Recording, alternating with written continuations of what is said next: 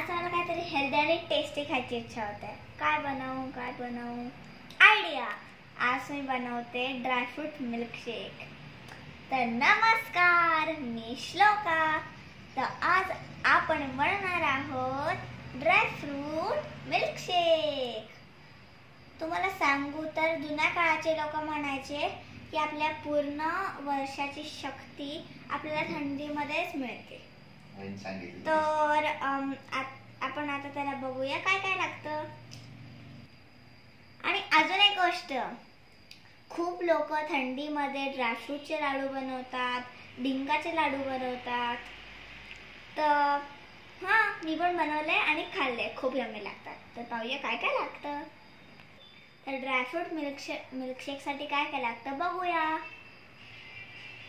त्याला लागतं काजू, यम्मी बदाम, पिस्ता आणि मनुका.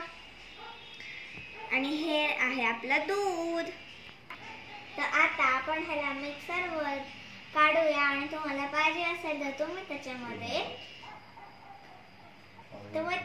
त्याच्यामध्ये वेलदोड्याची पूड पण टाकू शकता.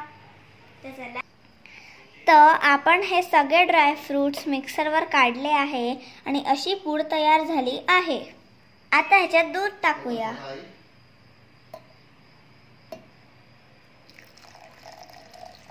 आणि हे दूध टाकल्यावर आपल्याला परत ह्याला मिक्सरमध्ये बनवायचं.